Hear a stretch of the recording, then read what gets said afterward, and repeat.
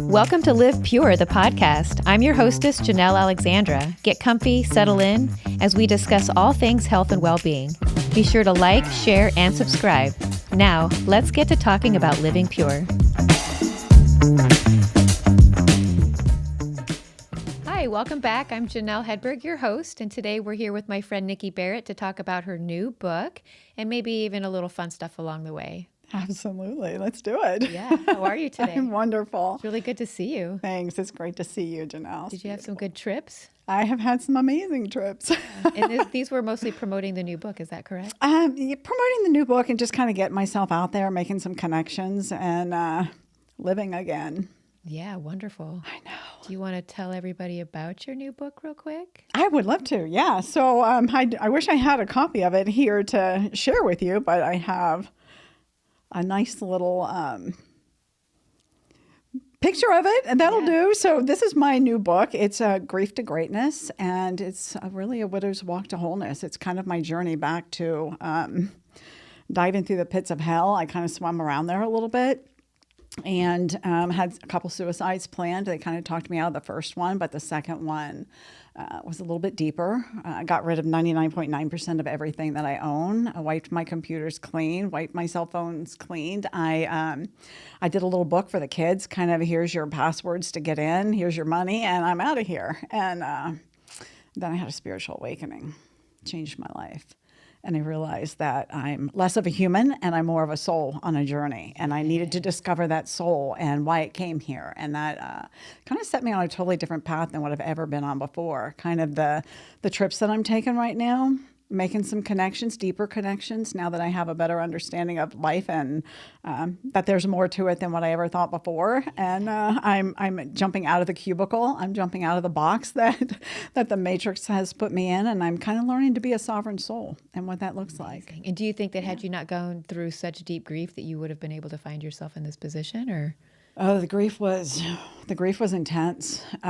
He was the love of my life for 31 years. We did everything together. We had a love like no other, really. A rare gem. It was really a rare gem, yeah. But, he was so necessary. Now that I look at the soul's journey, I see that when I came here to pick up where I left off in my last incarnation, which meant I had to feel unloved. I had to feel unwanted. I had to be in that low vibration in order to be able to be lifted up and get to where I'm at now. Yeah. So my ex-husband took me to the lowest of low, and then Greek came along and he mended my wings and he taught me how to fly. So it's all the evolution of the soul is what I'm discovering.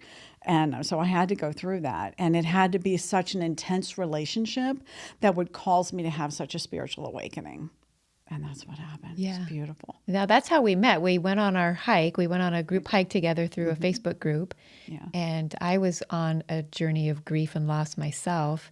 And I had lost my best friend to alcoholism. Yeah. And because I was married and we lived in different states and she was still single, we just we didn't see each other as often. So when I found out that she was dying, I went out to Colorado to help move her into hospice at that point. Mm. And from a therapeutic point of view, from a therapist point of view, I realized how I didn't have the tools to help her in that sense. And so I came home feeling so depleted and at loss because I couldn't. And then as a friend, I didn't know what to say or what to do for her. Mm-hmm. And then suddenly she's gone. So I came home and I wanted to put together some different realm of my business so that I could reach out and help other people going through that hospice care and help their loved ones process some of that. And so I feel like it was a God gift to meet you at the time that I did, because I could see the smile and the light in your eyes already. Yeah. And I realized, there is hope. Yeah. And it was just so I'm so grateful that we've met each other. And now you have this book and we can share it with so many other people, that the end isn't really the end, it's the beginning. It truly is the beginning. And that's a monumental statement right there. And that is what we don't understand because we're taught something so different from the world, right? We're taught that birth is this great and wonderful thing, which of course it is when the new baby comes in, we're all excited about that. But we look at the transition as though it's the worst thing in the world. Yeah. When actually it's the soul's greatest graduation moment. And if we could realize that and we can be a part of it, like I was laying in the bed next to my husband when he transitioned, and I was holding him and knew nothing about any of this. So when I say I lost my shit, like I totally lost my shit, right? Had I known what I know today, it would have been far more beautiful on both parts, because I can imagine his soul was concerned about me. And my soul was like, I don't even know what the hell's happening. I mean, dead is dead, right? Yeah. No, it's really not. And when we come to understand what it truly is, it's life changing. So the next time you go through an experience with a loved one, family, friend, whatever, that's transitioning, you have a totally different perspective on it. And it can be that beautiful light that it's really intended, because it's a graduation, really. And we honor a graduation from a high school student, but we don't honor the graduation of a soul that says, well, I've completed my work and I'm going home. Yeah. Yeah. And that's a celebration that they get to go home. Totally a celebration. Yeah. Yeah. That's because we come here as an education, really. Our soul's coming here for an education. Partly so, yeah. It's to experience, but we come here to live. We come here with these 5 senses that we don't have on the other planes. So we come here and we're gifted with these 5 senses, and we're really told how to use them instead of innately learning how to use them, and that's restricted. We're so restricted as a soul when we come here. When you say that, it makes me think of babies, how they're constantly putting everything in their mouths. Yeah, exactly. Because that's how they're learning, right? Yeah. Exactly. And then they're told no. Yeah. And then the moment they're told no and they start getting what no is, then all of a sudden you lose your innate sense and you say, oh, no, I can't do that. I mean, let's go to the whole touch thing. You touch, you put things in your mouth, and, we as women now, we're told, oh my God, your body's terrible. Don't touch this, don't touch that. No, don't do that. And we're told that as a young child, you're playing in the bathtub or whatever. And it's like, no, don't do that. You lose your innate sense of exploration, right? And then as women, we're like branded. No, don't touch that. Like, really, if it's that bad, why'd you put it on my body? Right? I mean, let's face it, if it's that bad, what's it doing as a part of me? If it's that bad, why is it so desired? Exactly. Yeah. Right. That's really good. So yeah, exactly. So we lose all of that because we're conditioned according to the world. And then when we go through such an experience, like the transition of my husband or your friend, or really whatever brings you to that. Divorce or anything, the loss of anything. Anything, right. It could be absolutely anything that's your awakening moment. And then you start realizing that everything you learned, you have to unlearn. And then you start that exploration. Now I'm starting it at 58. I started last year, so I'm starting it at 58. So I feel like I'm on an adult playground, which is really fun. That's the way I feel. We're only a 10-year difference, but that's the way I feel too. And I feel like a large part of me has gone back to being like a 15-year-old. And when I've been going through my own journey these last couple of years, and I think back, who was I at 15? What was taking place at 15? There was so much trauma that was taking place then too, with like my parents' divorce and being sexualized and all of those different things. But I'm finding the joy of what a teenager goes through again, and I'm finding the awe and looking at the world like a child again, and that's the fun part. That's amazing. Yeah. Right? I think that we should have some kind of adult playground, right? Yeah. But I guess if you make your life your playground, then there you go. The whole world is a Disneyland for us. Everything. Yeah. I know. And when we step out of the cubicle, when we step out of the box, when we step out of the limitations, and we're just like a child, just freely flowing, it is. Every day, you wake up every day and you think, oh, what do I get to play on now? Yeah. So true. Yeah. Maybe, I'll leave that thought alone. Maybe we'll chat later. Yeah. So I know that another connection that we have together, and again, it feels like we were learning about it maybe right around the same time, was the human design. Mm-hmm. And again, I've been in the health industry for, 30 some years now. And so traditional Chinese medicine, acupuncture, the I Ching, a little bit of Ayurveda now at this point. So so the 8 limbs of yoga, all of these different things, how it describes, the energies of our bodies and the time that we were born and how that relates to the cosmos. And there's so many people out there who are like, there's no way that Mercury and its alignment with the moon can affect us and our body's energies. But I think they're in such denial if they can't understand that concept of things. I mean, when we get solar flares, that affects our electronics here. And we know that it definitely affects us as human beings. So the planets themselves and the way that they are aligned at the time that we're born, is kind of like another fingerprint on us. And I really like the way that the human design was brought up, because it's pulling all of those aspects together and like making one graph. And it really turned a light on for me as far as like who I am as a person. I really loved reading the book of it and downloading the chart, and, and then maybe the person that I may have been involved with at the time, or my son, I like being able to overlap our designs together so we can kind of see where we need to work together. And I just really, really love that. But I think you're into it so much so that you're willing to put these programs together for some people, right? Is that what you're doing right now? I am, yeah. So I had a reading in November from an amazing medium in Gilbert, and she said, you know what? You really need to do something like intuitive life design is what I see. Ooh, I said, like the way that sounds. I'm interested in that, right? Yeah. That's what I said. I said, oh, that sounds really good. So I've learned that I have this very strong intuition, and I started channeling a couple months ago, which is really wild. So I had the 4 kids that come through, and they are actually my 4 miscarriages. So they didn't incarnate in this incarnation time, this season, and they come through as the kids. They call me mom, so that's kind of another part of my intuitive sense that I'm able to. And I always say, if I start looking over on the side, then you know that the kids are coming through. So I tell people that I'm either coaching or just kind of working with. If I start looking over there, then they are coming. So I haven't really learned how to work with them yet, because it's all new to me, but we're in that discovery process.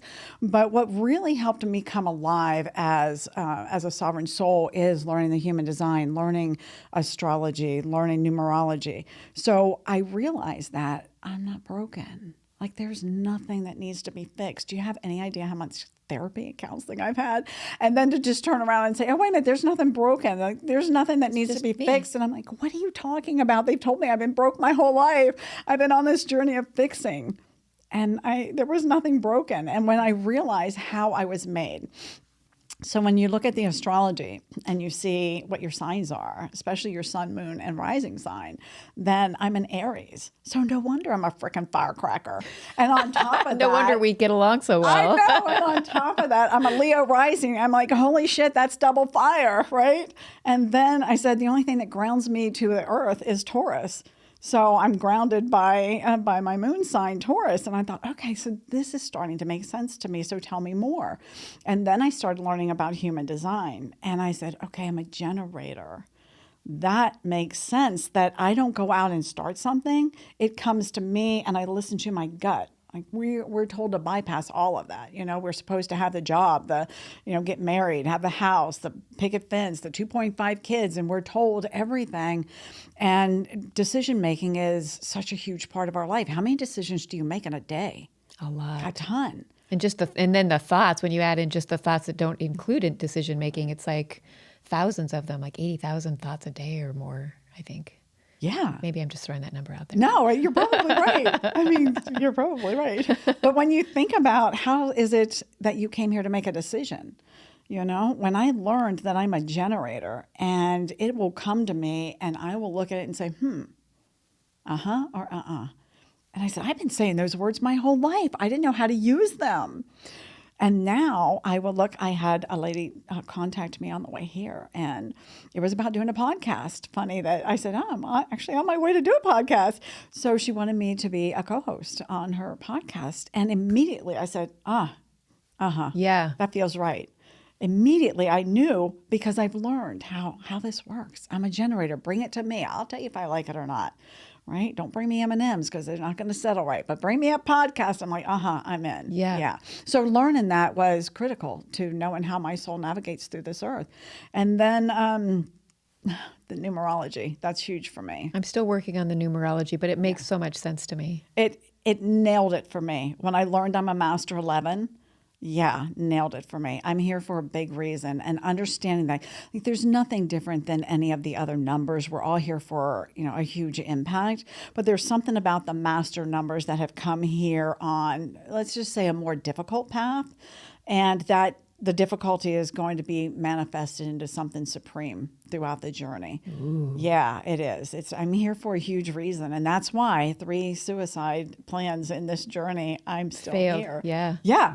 I'm like, okay, I'm done. I'm done. Let's do this. And when I had that spiritual awakening, I said, okay, I'm going to live. I'm going to knock it out of the ballpark. Right? Like, I can't lowball this. I can't come here and just, be. You can't just skim by. No, I got to knock it out of the freaking ballpark. And what does that mean? I don't know. But with the human design, with the astrology, with the numerology, I can see that there's a grander plan in my soul's journey all along. And I had no freaking clue. Oh, it's so I'm juicy. like, okay, now you're making this clear. Like, why didn't you tell me a long time ago? All right, fine. I wasn't supposed to get it, but I get it now, and I want to help other souls get it too. Yeah. Because we're going through this shift now. So this shift is Yeah, it's a universal. It's not just one or two people that are out there. It's a whole collection of people that we're starting to level up at the same time. And that's what feels so good is for me especially, I'm out there and I'm not finding people of low vibration anymore. It's like I'm going to places and it doesn't matter where I go or who I'm meeting. We're all connecting spiritually on some level or not. And I love that idea because I think as a small child, I also had a deep intuition. I'm a generating manifestor, manifesting generator, however you say manifesting it. generator. Yeah. And so I love that. And then what I learned about my signs is I'm a Leo, but I'm a Virgo moon and rising. Okay. And so being a Leo never really felt comfortable for me. I never felt like I was truly Leo because I'm extremely organized and methodical. And, so now suddenly I feel more comfortable in my skin and generating and manifesting at the same time. What also feels comfortable for me is that I also get that immediate yes or no response. And I was always told not to make rash decisions, that's not healthy for us. But some of us, we get that instantly yes or no response. And now I feel more comfortable if something comes to me and I say yes to it, I'm not going to second guess myself anymore because it's the second guessing or it's sitting back, let me decide, because then I build stories around it and then I make the wrong decision. Versus there are some people out there like projectors, I think they need that time to sit back and contemplate and right. Versus I'm very much more comfortable saying yes to that or no to that immediately and then just going with it and seeing where it takes me and making the decision quickly. There's always something so fun involved afterwards. Right. There's zero regret after I've made those kinds of decisions. Because you did it innately. You Yeah. did it according to your design. Yeah. So it's not, jump into the matrix and be told. It's like, this is what my soul really resonates with. Yeah. Let's do it. I don't know what it's going to look like. Who cares? Let's And that's, just go with so it. I mean, just in the last 2 years, like starting the business, like I have zero clue on how to run a brick and mortar business.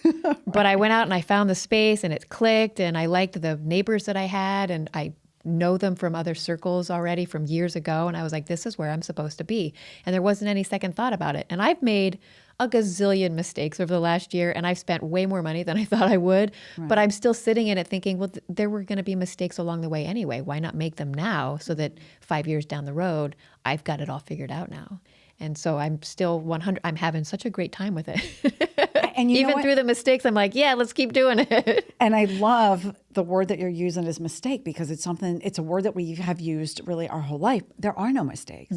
Like we can't, I won't say we can't F this up. I'll say we can't screw this up. Like we really can't. There's nothing we can do to screw this up.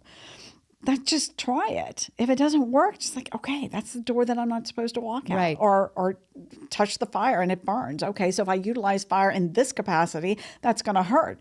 But if I put my pan on the stove with the fire and I cook my food, that's going to be good. So it's just a discovery, right? There's no right or wrong. There's no mistake. There's none of that. It's just all part of the journey of discovery. It's learning. And It's a lesson. When we make it so much fun, like, oh, that wasn't a door I was supposed to walk through. And then you're like, thank God, because look at where you're at. I mean, this is an amazing place for you to be at. And you're helping so many other souls along the way. Who knows what would have been through that other door? What was that show, The Price is Right? Which door? Door number 1, door number 2, door And there's number 3. never a wrong door. They're just getting a different No. prize. Yeah. Exactly. So look at the prize. You picked a really good door to walk through. Doesn't mean that there was anything wrong with the other doors that you walked through. It just means it wasn't for you. Yeah. So how cool is it to say, I didn't make a mistake. I just bypassed a door that wasn't meant for me, right? It's so juicy the way you say that. Because we've been so I didn't make any programmed- mistakes. I know. I want to throw the program away. You know what? I really want souls to wake up to the fact that this is a playground. Enjoy it. Stop seeing everything as bad or good. Like there is no bad or good. Somebody said to me one time, well, if you're a good girl, like, what does that mean? what does it mean to be a good girl? I think I understand the context of what that was said in. Of course, yes, you do. You do. And I'm like, you know what? I don't want to be a good girl right now. I just don't. I want to live. I want to experience. I want to have fun. This is a perfect example of that. I had an opportunity yesterday to go to a networking event in the evening, or I had an opportunity to go and visit a friend, and just who knows what would come out of that, and have a great time. And I did that and it was an to go and see the friend. I had the time of my life last night. Yeah. I wouldn't have freaking traded that for anything. It was beyond amazing. Look at me. I'm like, oh, it was beyond amazing. And would I have had that had I gone to the networking? I don't know, but it doesn't matter. Yeah, I'm so glad you reminded me of that because I canceled going to that event. Right. And then I went to bed early. I think I was in bed at 7 last night. Oh, wow. And I got some of the best sleep I've had all week. And then I felt like I was prepared for today because it's a really busy day today. And I thought, okay, I've got it. And had I gone to that event because society or guilt would have made me feel like, oh, I've got to go and network more with people or whatever it may have been. And, sure, I would have enjoyed somebody cooking for me. That would have been, but the idea of getting back in my car and going someplace again just didn't sound right for me. Right. And so when we make those decisions, we're free. Yeah. We're totally free. I didn't want to do business last night. I wanted to play. And that was okay. It's not like, oh, you missed out on an opportunity to meet someone. No, I met someone incredible and I had a great time. Yeah. So there you go. Yeah. We never miss out on anything, really. Never. Not once. No. I love that. I love that too. Awesome. Oh, I'm so excited. Thank you. Yeah. So what are some of your other journeys you're taking here? Are you still out promoting the new book here at all? The new book, and I just redid my first book. This is the first book that I wrote 12 years ago. Wow. I know. I look at myself, I'm like, I don't even recognize that girl anymore. I really don't. I don't recognize her at all. But this was my first book, More Than a Mile, the Nikki Barrett story. And it really chronicled the first 47 years of my life. And I look back at it now and I can see there's so many different ways that I was trapped in the matrix. And this relaunch, I had to write the hardest chapter of my life, is talking about my husband's transition. So that's with that book. I'm working on getting myself out there and letting people know, who am I? And more importantly, how can I help you be who you are? Yeah. And I That's what's think more that's important. part of the collective is so many of us are realizing that our stories are helping other people. Yes. And it's the bravery that we have the courage to share our stories. Yeah. Because then that opens it up for other people to realize, oh, I'm just like this person and I can get to where they are without any kind of struggle. Right. Or to end the struggle. And the struggle and the trauma and all the words that the Matrix puts behind it. In my new book, I really talk about stepping stones. And so I take the pain and turn it into power and purpose. And I take the trauma and turn it into triumph, and the abuse into love and forgiveness. And I see it as stepping stones that led me to this place of such empowerment and such freedom that I wouldn't rearrange one of them. That's why you'll see on the front of the second book, it's got me in the water on the stepping stones, because it's such a pivotal moment when you realize that, wow, all of that happened for a reason. Yeah. And I don't know if I would have rearranged being abused as a child, or 10 years of abuse in my first marriage. Would it have gotten me here? I have no idea, but this is an incredibly amazing place to be. Yeah. So forget about all of the labels that they put on it and just say, okay, I stepped across those stones and this is where I'm at right now. And this feels amazing. I'm more alive than ever. So go with it. Yeah. Forget the trauma, forget all of the baggage that they want to place on you, and just be free. Yeah. There's a few verses in the Bible. So I just went on like a true spiritual journey where I got baptized last summer. It'll be actually a year in July that I was baptized. And so I'm on this whole new like true spiritual journey of getting to know Jesus. And, I think I've always had a spirit within me, clearly my soul, and I've always had a deep connection to God or the universe, whatever the one source is.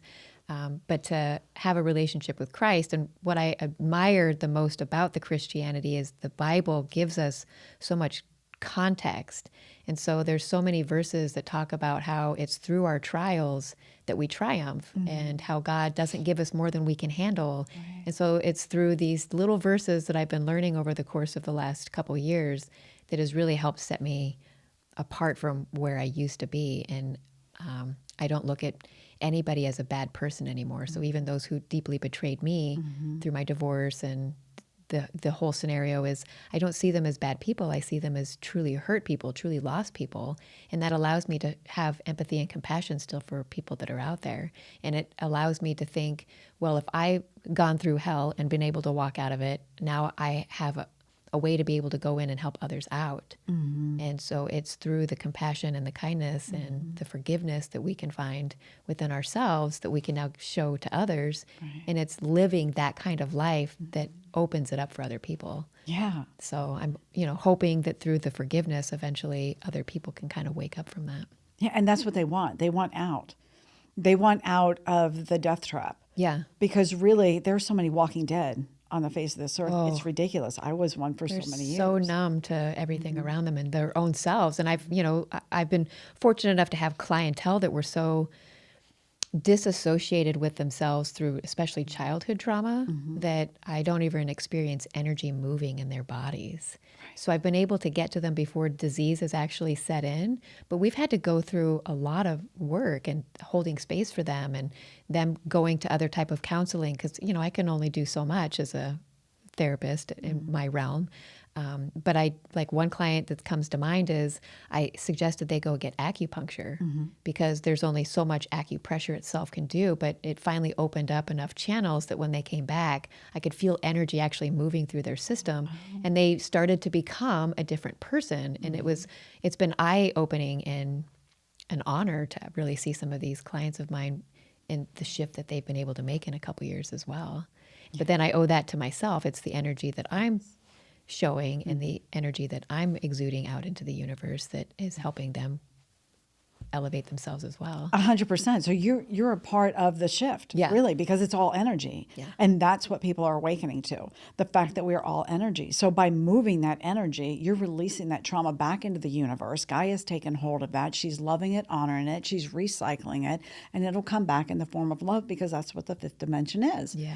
Right? So your modality is incredibly needed right here and right now. There are so many souls that are tired of the allopathic way. There's definitely a purpose for it, but it's not the purpose for regenerating souls for today, right? It's the purpose of fixing the broken bone or sewing up the stitches or emergency surgery, that type of thing. But when you talk about a soul coming alive, that energy has to flow. It absolutely has to flow. We talk about this, main 7 chakras, but there's so many chakras. So many more than the 7, yeah. Right, that we don't talk about. But having that energy flow is your livelihood.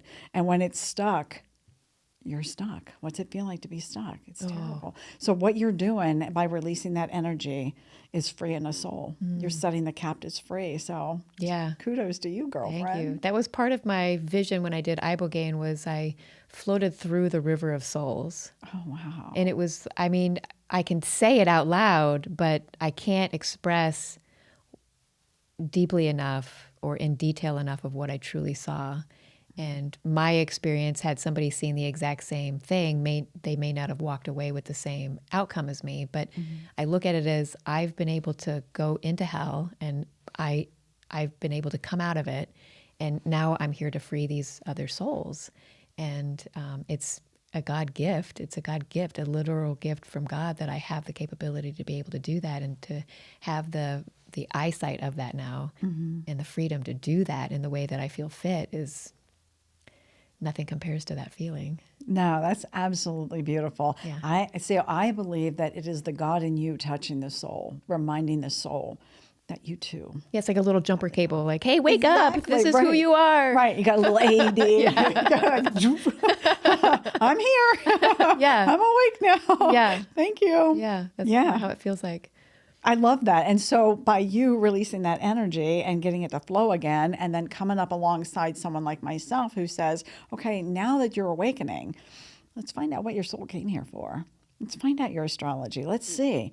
We tap into every single planet out there. We're one with them.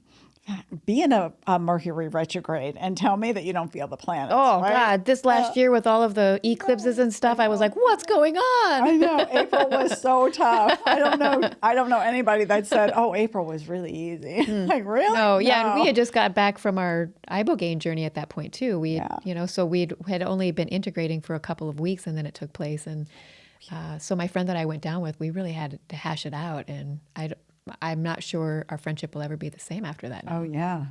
But that's a weeding out. Yeah. That's just a weeding out. There's nothing wrong with the two people. There's nothing wrong. It's the relationship is either ending or it's taking on a whole new dynamic. I consider them a beautiful stepping stone. I love how you use stepping stones. So some people say seasons or whatever it may be, but I've always thought of them as stepping stones. So maybe one is really small and you're only there for a brief moment. It's just there to catch your next step. Or I like to consider the ones that are around for a really long time, comfortable mossy stepping stones that are in the beautiful sunlight, so that I enjoy being there. They're there to catch me and to soften my step. Right. So I love the stepping stone analogy, because there's so many different types of people out there. And again, there isn't a right, wrong relationship. It's just, this is who they had to be at the moment. And for me to continue moving on my own journey. And Yeah, I don't really get into too many relationships without saying, what is your birth date? What time were you born? Where were you born? Yeah. Like, I kind of want to know what the fit is, and where the dynamic of this relationship is going to go based on a little bit more insight than what I had. It's like kissing on the first date. If there's no zing on the first kiss, then why have another date? Right. Or why kiss with a number 5 when you're an 11 and the number 5 doesn't blend with you? It's like, okay, I have some hindsight. You're going to be a really good friend, but it's not going to go beyond that, because, a number 5 and a number 11, the spark is great at first, and I will definitely give it that, but it tapers down, and there's really no long-term relationship. So don't get yourself psyched up that this is Mr. Wonderful when that spark is going to die out. Yeah. So. Yeah, that love at first sight thing, it doesn't work so much anymore. Yeah. Well, you take the energy, just what you were talking about. You take that energy and you say, okay, how can I utilize it? Energy is here for a season and it'll go for a season, right? And so you just say, okay, let's enjoy the spark. Just write it. Yeah, write it while it's there. Yeah, exactly. Yeah. I love that. I love that way of looking it. at it. Yeah. So write it out and see what comes out of it and maximize its highest potential. I love that part. Just maximize it. If you know about it, then you know what you can do with it. Okay. If you know it's not going to last long, okay. Yeah. I've had so much fun talking with you today. I have too. Yeah. Thank you. I don't want it to end, so we definitely have to get dinner again soon. I would love to. Yeah. Okay. Thank you again for coming. Thank you for having me. It's been fun. Yeah. Thanks for tuning in today. I hope you learned something new about health and well-being. Remember, your current position is not your final destination. Be sure to like, share, and subscribe to our channel. Definitely reach out with questions so we can discuss it in a future episode. Until next time, live pure.